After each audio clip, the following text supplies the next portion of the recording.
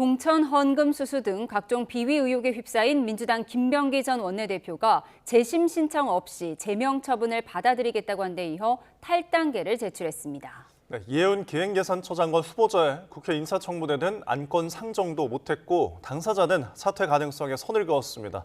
국회 연결해 보겠습니다. 강민경 기자. 네, 국회에 나와 있습니다. 네, 민주당 김병기 전 원내대표 결국 탈당계를 제출했죠.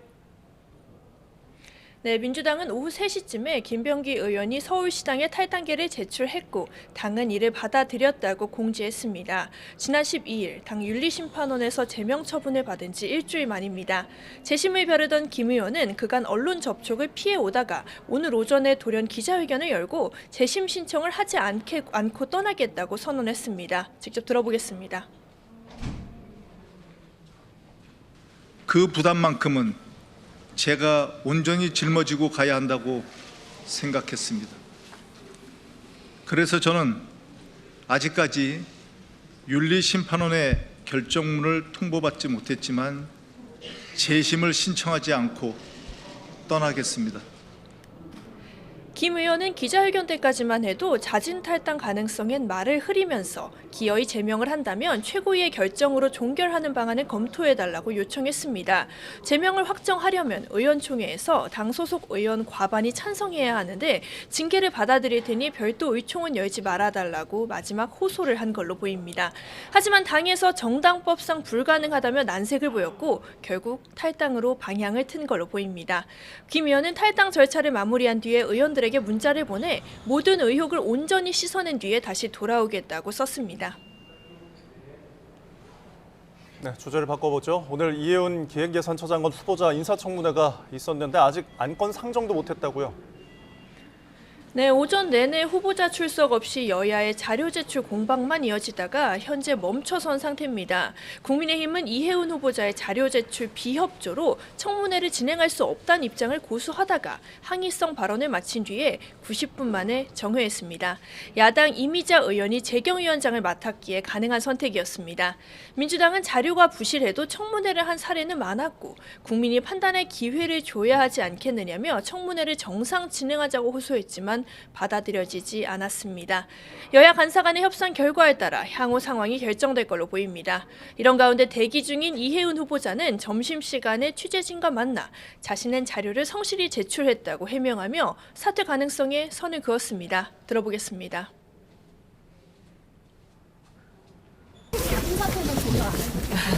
국민한테 설명부터 드려야죠.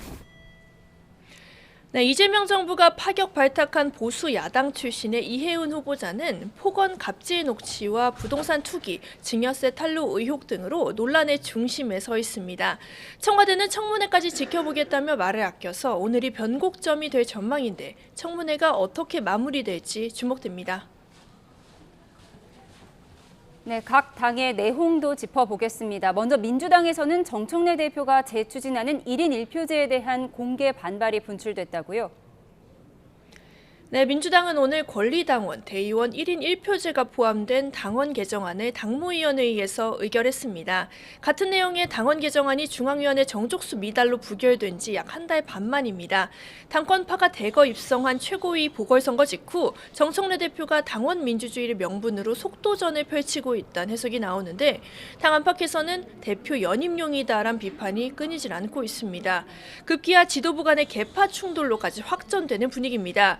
우려 표명에 앞장서왔던 친명계 비당권파 강득구 최고위원은 박수현 수석대변인이 어제 자신을 향해 해당 행위라는 경고장을 날린 데 대해 강하게 반발하면서 선출직 최고위원에게 재갈을 물리려 한 데 대해 사과하라고 목소리를 높였습니다. 직접 들어보겠습니다. 최고위원이 비공개 회의 때 어떤 말도 제대로 할 수 없다는 거 아닙니까? 이게 민주당의 모습입니까? 심각합니다.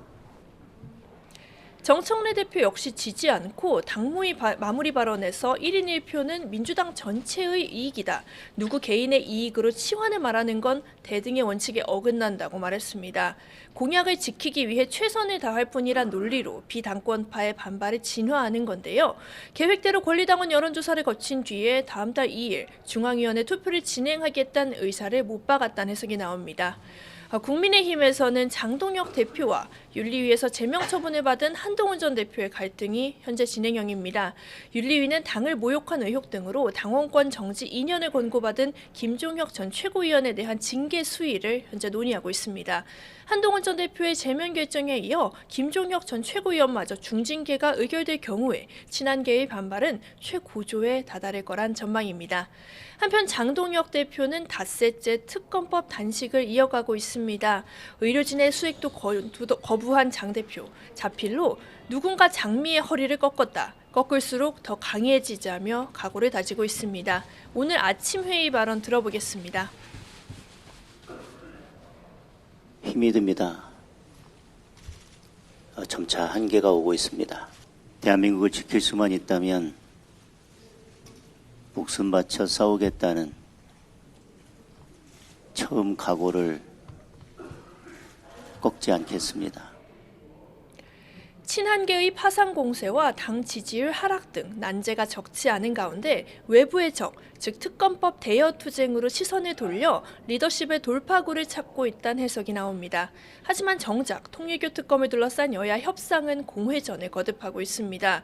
여야 원내대표가 어제에 이어 오늘도 다시 머리를 맞댔지만 성과는 없었습니다.